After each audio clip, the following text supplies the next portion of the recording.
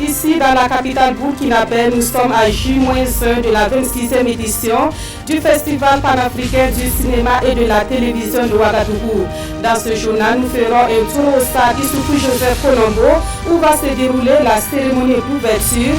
Nous ferons le constat avant de nous entretenir avec le ministre de la Culture, du Tourisme et des Arts. Un entretien à suivre dans une vingtaine de minutes. À l'étranger, au Sénégal, nous sommes à 3 jours de l'élection présidentielle. 5 candidats, dont le président sortant Macky Sall, sont en lice après avoir fait le tour du pays. Ils terminent la campagne à Dakar pour convaincre l'électorat. Mesdames, Messieurs, bonsoir. Merci de nous suivre. Tout d'abord, sachez que ce 22 février, les présidents du Ghana, du Burkina Faso, du Togo, du Bénin et le vice-président de la Côte d'Ivoire se sont rencontrés à Accra. Pas de déclaration à l'issue des travaux qui se sont déroulés à huis clos, mais on essaie d'en savoir plus avec notre envoyé spécial, Ismaël Ladiroma Sirima. Dès sa descente du Pic Naouri, le président du Faso est conduit au Jubilee House, la présidence ghanéenne.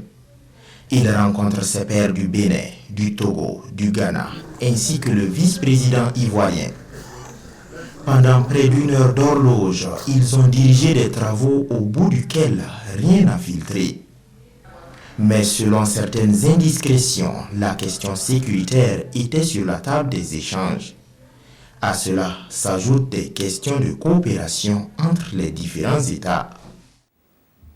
La question sécuritaire, justement, était largement au cœur de la visite d'amitié et de travail que le président du Faso a effectuée à Berlin. Avec la chancelière Angela Merkel, le chef de l'État burkinabé a évoqué d'autres axes de coopération entre le Burkina Faso et l'Allemagne. La séance de travail entre les deux délégations s'est tenue hier à Berlin. Le point avec nos envoyés spéciaux, Souleymane Sanou et Estelle Judith Assorba.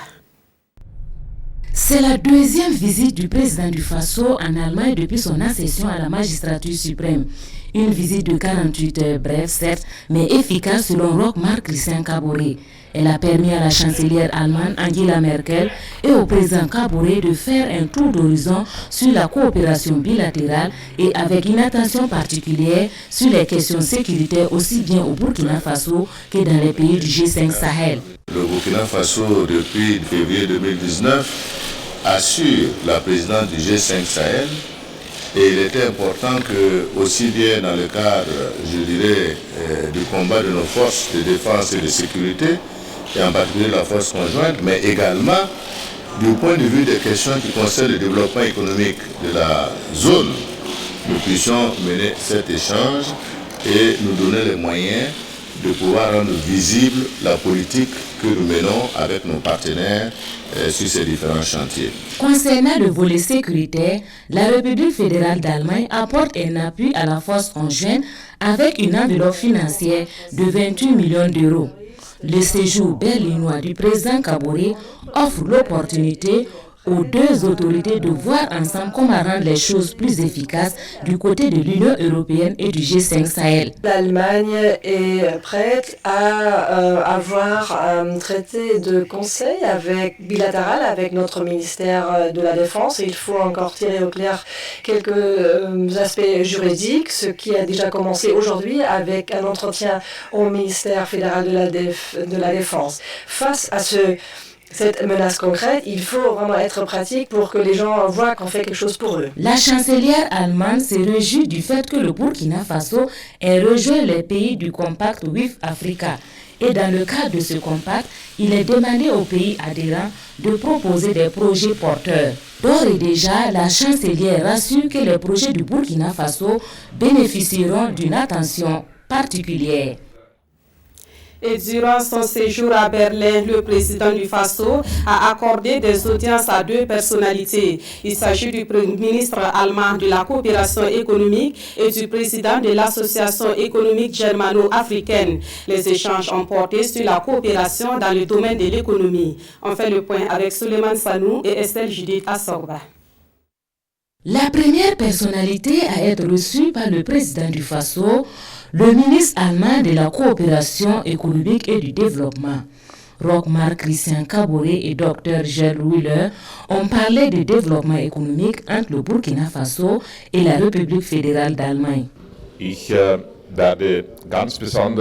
Nous allons continuer à élargir notre coopération économique. La stabilité et la bonne gouvernance sont aussi des préalables aux investissements allemands dans votre pays. Je vais mettre à l'avenir l'accent aussi sur l'importance du secteur du coton dans votre pays. Les paysans, les producteurs de coton ont besoin de prix équitables, de prix justes pour la production. À sa suite, c'est le président de l'Association économique germano-africaine, un consortium d'opérateurs économiques allemands intervenant en Afrique qui s'est entretenu avec le président Kaboré. On a quelques investisseurs allemands qui sont intéressés de venir et d'investir dans quelques secteurs comme l'infrastructure, l'énergie renouvelable, l'agriculture, etc. Et on a discuté tous ces projets et on a reçu des instructions du président. On va préparer une visite à Burkina pour compléter ces discussions. Le président du Faso a aussi accordé une interview à la Deutsche Welle. Autre point de l'actualité, le groupe parlementaire Mouvement du Peuple pour le Progrès tient ses journées parlementaires de l'année 2019. Thème de ces journées, la problématique de la relance économique dans les hauts-bassins, état des lieux et contribution du MPP. Les journées parlementaires du MPP se tiennent donc à Bobo-Dioulasso, le point de la cérémonie d'ouverture avec Lamine Karantao et Kadou Romenki. La mobilisation était au rendez-vous pour ces premières journées parlementaires de l'année 2019 du Mouvement du Peuple pour le Progrès MPP. Une mobilisation qui note la Fédération des groupes parlementaires Bourkin-Lim, CDP, PGRN, RD et UPC. Des groupes parlementaires qui ont apprécié positivement le thème de la présente rencontre, à savoir la problématique de la relance économique dans les hauts-bassins, état des lieux et contribution du MPP. Nous sommes tous en train de travailler à bâtir cette économie forte-là, et donc reconnaître que les autres membres des groupes parlementaires reconnaissent la pertinence de cette thématique, donc donne raison au groupe parlementaire MPP qui a choisi ce thème-là. Et au premier responsable du MPP d'appeler les fils et filles de SIA à une mutualisation des forces pour un rayonnement de la capitale économique du Burkina Faso. Sachez que grâce à vous, le MPP est un parti fort, uni et solidaire, qui, dans l'égalité, la démocratie et le progrès, saura relever tous les défis de développement auxquels nous sommes confrontés. Donc à ce niveau, je voudrais inviter la population, la région des Hauts-Bassins, à s'unir, à se mettre ensemble, afin d'accompagner le gouvernement avec le chef de l'État en tête pour les chantiers qui doivent pouvoir être mis en place au niveau de la région des Hauts-Bassins. Pour ce faire, échange direct sous forme de panel, visite de terrain repartie sur 3 jours, sont au menu de ces premières journées parlementaires du groupe MPP. L'objectif étant de toucher du doigt la réalité économique et industrielle dans les hauts-bassins, avec dans le viseur donner un souffle nouveau à l'économie de Bobo-Dioulasso. Nous restons à Bobo-Dioulasso où le nouveau commandant de la 2e région militaire du Burkina Faso a officiellement pris fonction ce 22 février. Il s'agit du colonel Adams Néré, nommé le 7 février dernier. Il s'engage à fédérer toutes les énergies pour la réussite de sa mission. Le film de son installation avec Karim Ilboudo et Karim Sissé. Le colonel Adam Néré prend officiellement les rênes de la 2e région militaire du Burkina, basée à Bobo-Dioulasso. La 2e région militaire à mon commandement. Garde à vous!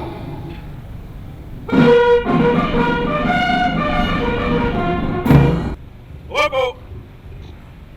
Le drapeau qu'il reçoit symbolise ainsi cet acte. Le colonel Adam Néré remplace à ses postes le colonel-major Edmond Compaoré. La 2e région militaire fait frontière avec le Ghana, la Côte d'Ivoire et le Mali. Donc la première mission, c'est la défense de l'intégrité territoriale de notre pays. Deuxièmement, apporter son secours et l'appui aux forces de défense et de sécurité, mais également participer au développement socio-économique de notre pays, mais aussi participer aux opérations de soutien à la paix. À cette cérémonie de passation de commandement, les premières autorités locales, politiques, administratives, militaires, coutumières et religieuses, ainsi que parents et amis, sont venus apporter leur soutien au nouveau commandant.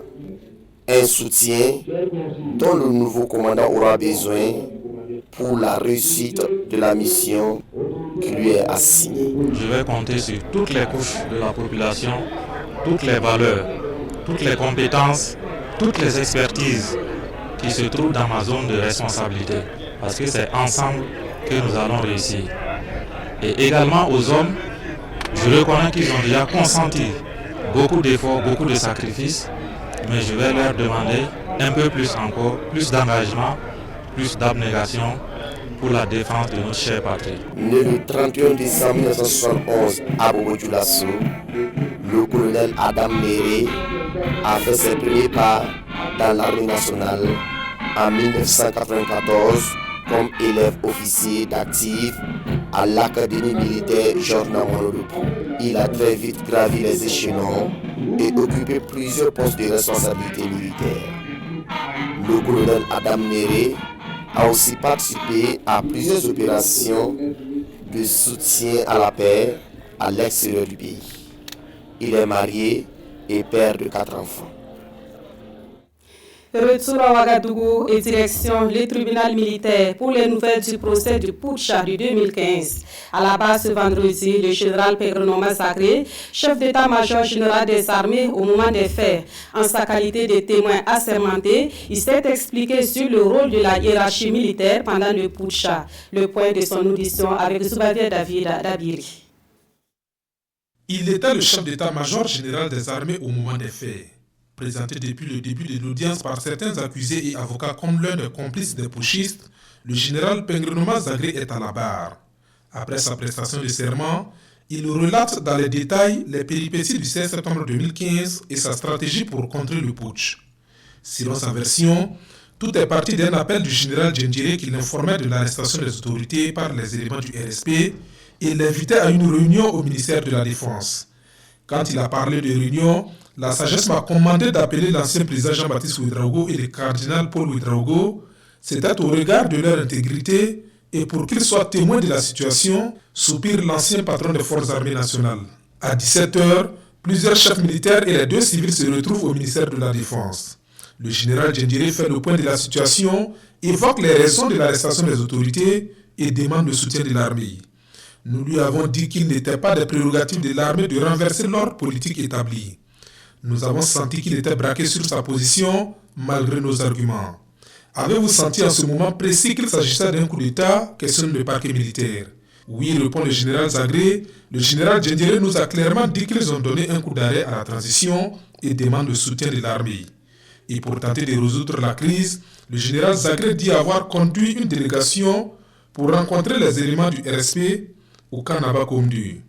C'était dans une salle faiblement éclairée, une trentaine de militaires au visage fermé, d'autres encagoulés, avec des propos discourtois et menaçants selon le général Zagré. Et qui sont les militaires qui tenaient ces propos, relance le parquet militaire. Il s'agit des capitaines Hussein Zoumbri, Abdoulaye Dao, de l'adjudant-chef Moussa Nebié Dirambo et de l'adjudant Jean-Florent Nyon. Ce sont eux que j'ai pu identifier, dira le général Zagré. Après l'échec de cette négociation, la délégation et l'ensemble de la hiérarchie militaire auraient demandé au général Djendjéré d'assumer le coup d'État. Le lendemain 17 septembre 2015, une proclamation est lue à la télévision. Le général Djendjéré est porté à la tête du Conseil national pour la démocratie. Mais quel a été votre rôle dans la suite des événements, puisque le général Djendjéré vous présente comme son complice? À cette question du parquet militaire, le général Zagré rétorque.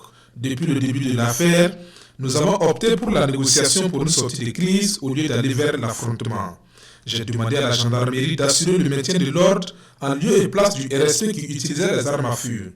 Par la suite, poursuit le général Zagré, nous avons mis en place une campagne de démobilisation des éléments du RSP avec l'aide du commandant Korogo. Que dire alors des mouvements des unités venues des régions? Sur la question, le général Zagré se veut ferme. Pendant que nous cherchions des solutions à la crise, les militaires des garnisons se sont organisés pour descendre sur Ouagadougou. Le colonel-major Bourema Kiré m'a appelé pour me dire que le RSP était prêt à les attendre aux entrées de la ville. J'ai donc envoyé des émissaires pour les rencontrer et coordonner leurs actions en vue d'éviter l'affrontement. Et le 29 septembre, nous avons fait des tirs de dissuasion sur le camp pour éviter les pertes en vies humaines. Concernant la mission héliportée à la frontière Burkina-Côte d'Ivoire, le général Zagré dit ne l'avoir jamais instruit.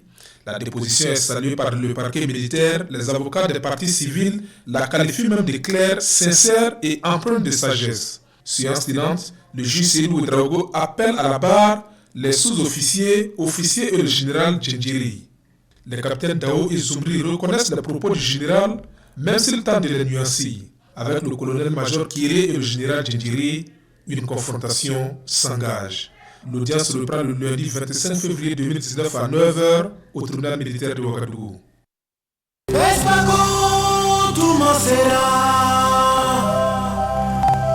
Cinéma africain,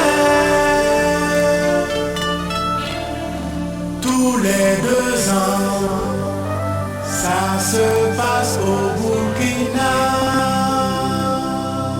Et nous ouvrons le chapitre FESPACO de ce journal avec cette nouvelle. La salle de cinéma Canal Olympia de Piscine porte désormais le nom du cinéaste disparu Idrissa Ouedraogo. L'endroit a d'ailleurs servi de cadre ce soir pour une cérémonie d'hommage au maestro en présence de nombreuses personnalités. Une cérémonie ponctuée de témoignages et d'une projection sur les œuvres réalisées par Idrissa Ouedraogo. Les temps forts avec Roger Kam et Frédéric Etienne Bassenga. Le monde du cinéma rend hommage à Idrissa Ouedraogo.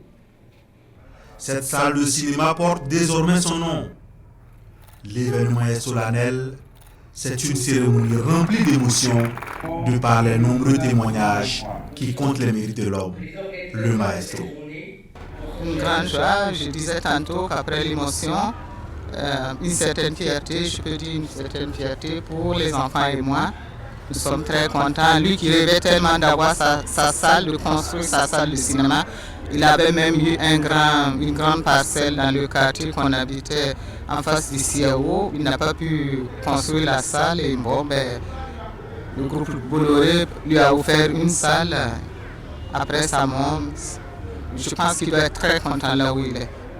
Inaugurée en 2018, cette salle de cinéma est bâtie sur le site de l'ancien cinéma populaire de Pissy. Cette œuvre est le fruit d'un partenariat public-privé entre l'État burkinabé et le groupe Vivendi. Elle est la deuxième du genre à être construite à Ouagadougou après celle de Ouagadougou.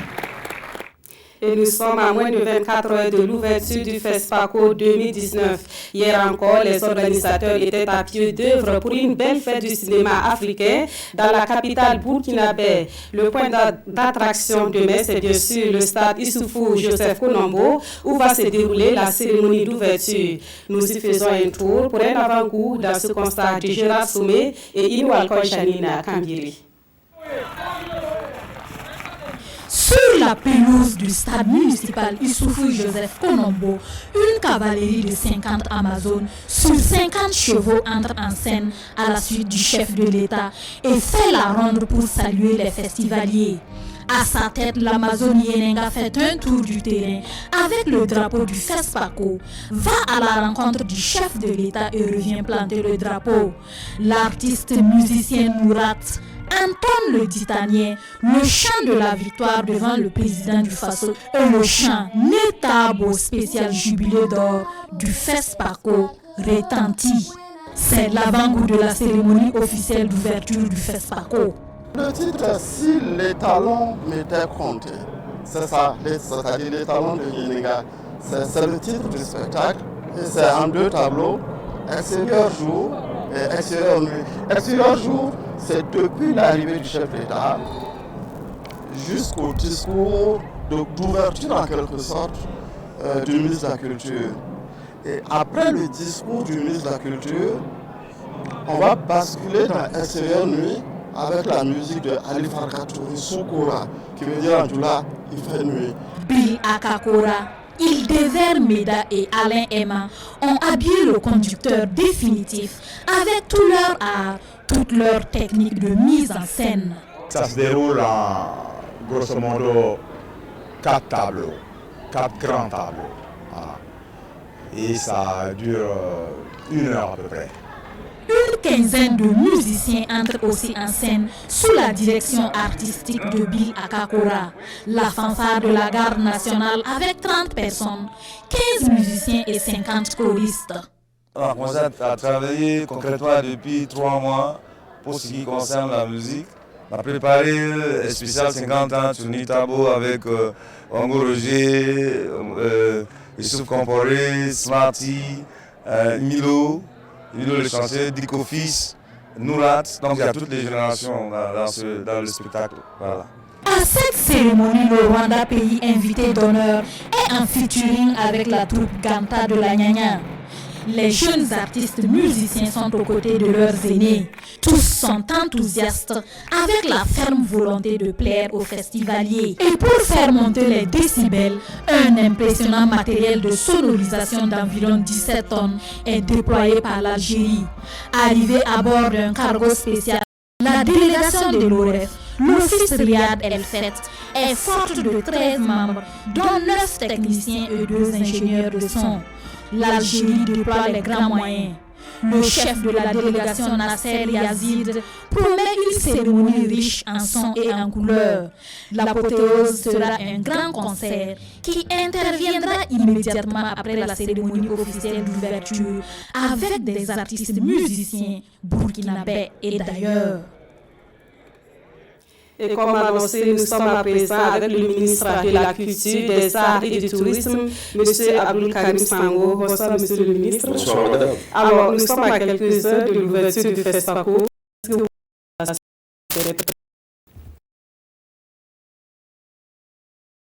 reportage que nous venons de suivre, c'est illustratif de ce que tout est mis en œuvre pour que demain les choses se passent très bien pour l'ensemble des festivaliers et pour le reste de la semaine. D'accord. Et l'un des temps forts, c'est bien sûr la cérémonie d'ouverture demain. Quel cachet particulier sera donné donc à cette cérémonie?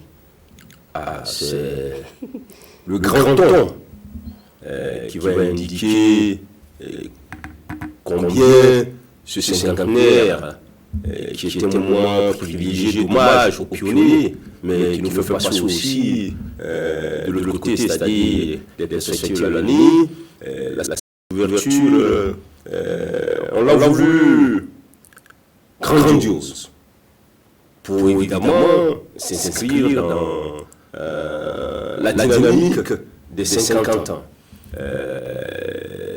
On a mis en place une équipe de gens passionnés, une équipe de professionnels qui, comme l'a indiqué tout de suite Bila Kakura, travaillent nuit et jour d'arrache-pied depuis 3 mois pour que vraiment cette cérémonie d'ouverture dans 50 ans, voire dans 100 ans, le public se souvienne encore.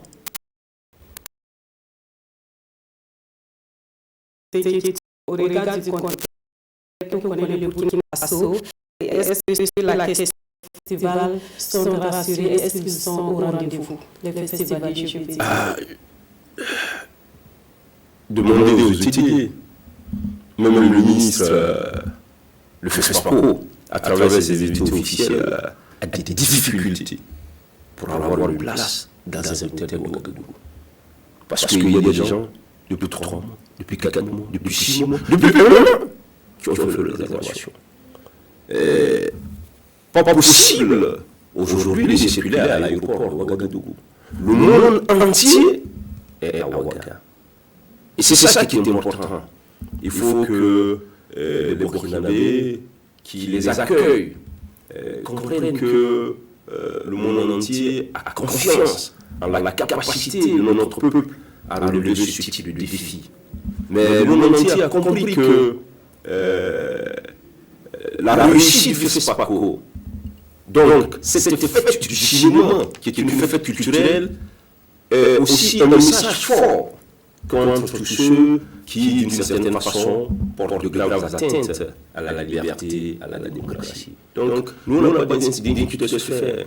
Les festivaliers de divers niveaux, on aurait un parterre très important de hautes personnalités qu'on n'a jamais vues, dont certains sont déjà arrivés, qui sont là, il n'y a aucun souci. Alors, est-ce que malgré tout, il y a des consignes quand même que les populations sont appelées à respecter, des consignes de sécurité, bien sûr? Je voudrais déjà féliciter et encourager nos forces de défense et de sécurité qui, sous le leadership du président du Faso, les a instruits de façon ferme et claire pour que tout le monde soit mis en œuvre pour la sécurisation de cet événement. Et on voit comment il s'y emploie. C'est pour ça que je voudrais interpeller l'ensemble des festivaliers, d'ici ou d'ailleurs, sur l'impérieuse nécessité de se conformer aux consignes de sécurité qui ont été données. Ça peut paraître comme étant difficile à supporter, mais rien ne vaut la sécurité de chaque festivalier. Et comme on l'a dit, le gouvernement de Burkina Faso a pris l'engagement que tous les festivaliers qui viennent doivent venir en paix et doivent repartir en paix. Mais cela suppose que chacun fasse un effort de discipline. Voilà le message que j'ai avancé et de demander à la population, comme elle le fait déjà, on est en plein dans la fête, à se mobiliser véritablement pour cette semaine. Vous voudrez préciser une précision? Oui, c'est de rappeler que l'heure limite d'arriver demain au stade, pour ce qui concerne évidemment les officiels, est 16h30, puisque à partir de 17h, la cérémonie officielle commence dans sa dimension solennelle pour être clôturée à 19h pile, et puis après, le peuple va faire sa fête. Merci beaucoup, monsieur le ministre. Merci, madame. Merci à la TNB et à la RTB d'avoir mobilisé toute son équipe aussi pour accompagner ce festival. Nous serons au cœur de l'événement. Et puisqu'on parlait de sécurité tout à l'heure, tout est mis en œuvre pour que la fête du cinéma se passe bien dans la quiétude, donc ici à Ouagadougou. Ce vendredi déjà, l'Office national de la sécurité routière et la police nationale ont mené une opération de contrôle inopinée en circulation. Le but de l'opération était de détecter les véhicules non à règle ou qualifiés de suspects. On fait le point de cette opération avec Moussa Oudraogo et Abdullah Rasmani Zongo. Lui, ici à l'image, est motocycliste, l'autre automobiliste, le troisième est un chauffeur de tricycle, communément appelé taxi-moto. Ces engins visiblement n'ont rien en commun, mais ils partagent tous, tout comme leur conducteur, ce vendredi matin, la même souffrance, la même infraction, le défaut d'immatriculation. Nous sommes à un contrôle inopiné, une opération de vérification de plaques d'immatriculation. Le contrôle se déroule depuis quelques jours dans la ville de Ouagadougou, mais celui de ces 24 heures de ce vendredi est spécial et en lien avec l'édition 26 de la panafricaine du cinéma. Au regard d'un événement majeur dans notre pays, à savoir le FESPACO, il a été commandé une opération qui rentre dans le cadre de la sécurité publique.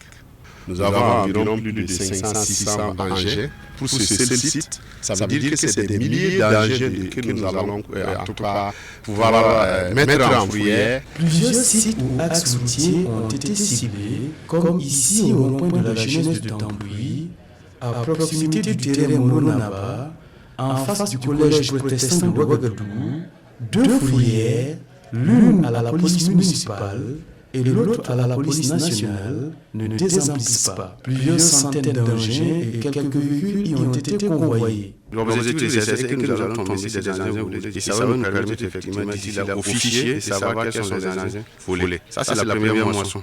Deuxième moisson, nous allons générer des essais douanières. Les contrevenants apprécient. C'est malgré ce qu'elle fait aussi, c'est bien. Si ça tombe chez nous, on peut dire qu'ils ne sont pas condamnés. C'est normal. Malgré le fait que j'ai le provisoire, mathématiquement que sans la c'est impossible. Pourtant, je me dis que c'est justement pour éviter ces genres de situations qu'on donne les provisoires. Cette opération de contrôle policier participe à plus de sérénité et de sécurité en direction des populations de la capitale burkinabé par extension, à l'endroit des usagers de la route, en règle ou à jour, en général, et en particulier au bénéfice des festivaliers de la Biennale cinématographique de Ouagadougou. Et toujours dans le cadre du FESPACO, nous nous intéressons ce soir à la question du financement du cinéma burkinabé. En la matière, les attentes sont énormes alors que l'offre est insuffisante, et ce malgré l'existence d'un fonds de développement culturel et touristique. La problématique du financement du cinéma burkinabé, c'est un dossier signé Iniwal Koïchanina Kambiri. Parmi les maillons fondamentaux qui permettent la mise en place d'une véritable industrie du cinéma, il y a la chaîne de production, ce qui implique une production des œuvres de qualité, un marché permettant de porter ces œuvres à l'écran. Mais depuis des décennies, on assiste à une faiblesse de certains mécanismes. L'industrie du cinéma et de l'audiovisuel au Burkina rencontre des préoccupations en termes de financement. L'encadrement juridique est assez faible au Burkina Faso et nous ne pouvons pas travailler en tout cas à la rendre visible ou à donner une bonne traçabilité à ces mécanismes qui permettent de savoir comment on met de l'argent, comment on investit, quel est le circuit d'exploitation qui soit assez fiable avec des plans d'exploitation prévisionnels. En termes de financement du cinéma burkinabé, les attentes sont tellement énormes que l'offre financière est insuffisante. On a atteint un stade où certains estiment qu'il faudrait que chacun soit son propre financier. Il faut que nous-mêmes on se lève, excuse-moi du terme, que tu mettes toi-même tes propres économies dedans pour travailler, pour investir et maintenant attendre le rendu. Parce que quand c'est toi aussi qui as mis de l'argent, tu as intérêt à ce que l'œuvre que tu es en train de faire là, ou tu es en train de distribuer là, soit opérationnel. Un des soucis majeurs est aussi la réticence des banques à investir dans le cinéma. Vous connaissez carrément c'est pas bancal, c'est quoi, il y a trop de risques, nous on n'a pas d'expertise sur votre métier. Votre métier là, c'est un peu compliqué parce qu'en fait la salle ne vous appartient pas. Bon, si l'argent rentre, c'est pas vous qui tenez l'argent, je dis non, c'est qui? C'est le propriétaire. Donc il faut que ce soit le propriétaire de la salle. C'est logique. Maintenant, si on arrive effectivement à faire comprendre aux financiers qu'il y a un maillon qui est là et que ça peut les intéresser, ils peuvent trouver les solutions aux difficultés qu'on peut rencontrer pour quand même les alléger et les permettre eux aussi de pouvoir financer. Parce que quand ils financent aussi, ils gagnent. Au niveau du ministère de la Culture, des Arts et du Tourisme, il existe un fonds dénommé Fonds de développement culturel et touristique. C'est un mécanisme mis en place depuis mai 2016 avec pour objectif de soutenir la structuration des industries culturelles et touristiques. Pour les critères d'acquisition des fonds, il y a la composante subvention qui concerne les aspects non marchands et la composante prêt quand c'est purement un business. Par exemple, produire un film pour le mettre sur le marché. 10 millions maximum pour les subventions, 50 millions maximum pour les prêts pour le moment. Nous sommes à ce seuil de 50 millions, mais ce n'est pas exclu qu'au-delà de ce seuil-là, nous puissions financer. La solution au problème du financement du cinéma burkinabé serait plutôt d'aller vers une certaine professionnalisation du secteur et aussi orienter certaines productions vers des films éducatifs plus adaptés à notre contexte. En matière de politique de consommation cinématographique, il faudrait arriver à aimer et à valoriser le cinéma burkinabé. Les chaînes de télévision pourraient par exemple mettre l'accent sur les productions locales plutôt que d'aller chercher les films ailleurs. Non seulement ils coûtent cher, mais aussi font perdre une partie de notre culture. Conséquence, une fuite des capitaux qui auraient pu servir à financer des réalisateurs. Et puis sachez que dans le cadre de cette 26e édition du FESPACO, les éditions citoyennes vous proposent un numéro spécial sur les 50 ans du festival. Un numéro spécial pour vous permettre de revisiter l'histoire du FESPACO. Et ce numéro spécial est une contribution des éditions citoyennes à la célébration de la 26e édition et du 50e du FESPACO. On termine ce journal au Sénégal. Nous sommes à 3 jours de l'élection présidentielle dans ce pays. Les 5 candidats en liste cherchent derrière 4 à Dakar après avoir fait le tour du pays pour convaincre l'électorat sénégalais. Au Sénégal, après avoir sillonné le pays pour faire campagne, les candidats à l'élection présidentielle ont regagné Dakar. Le scrutin aura lieu dimanche. Sur 27 candidats au départ, il en reste 5. Arrivé au pouvoir en 2012, le président sortant Macky Sall brille un second mandat. Celui qui se définit comme un libéral social se félicite de son bilan économique et promet, s'il est élu, un Sénégal émergent en 2035. L'ancien Premier ministre Idrissa Seck apparaît comme un sérieux challenger de Macky Sall. Il faut dire qu'Idrissa Seck est tenace. Candidat malheureux en 2007 et 2012, considéré à plusieurs reprises comme politiquement mort, il est à nouveau dans la course et compte bien prendre sa revanche. Autre candidat dans les starting blocks, le doyen de cette présidentielle, Madi Kenyang, ancien proche d'Abdoulaye Wade, celui que ses supporters surnomment Papa ou Tonton, fait d'une réduction du coût de la vie l'une des priorités de son programme. Ousmane Sonko est quant à lui le plus jeune candidat de ce scrutin. À 44 ans, cet ancien inspecteur des impôts a fait du patriotisme économique et de la dénonciation de la malgouvernance son credo, son atout. Il séduit la jeunesse sénégalaise. Depuis 1960 jusqu'à présent, on voit que ce sont les mêmes hommes qui occupent les mêmes places. On connaît toujours les mêmes hommes comme Macky Sall, par exemple, Wade. Mais pourquoi pas un jeune qui est sollicité à soutenir les hommes, les jeunes? Enfin, Issa Sall, candidat du Parti de l'Unité et du Rassemblement, veut faire de la formation et de l'éducation un levier de développement au Sénégal. Issa Sall est un peu l'invité surprise de cette élection. Contre toute attente, il a recueilli le nombre de parrainages suffisant pour se présenter, contrairement à d'autres pourtant bien plus connus et solides politiquement.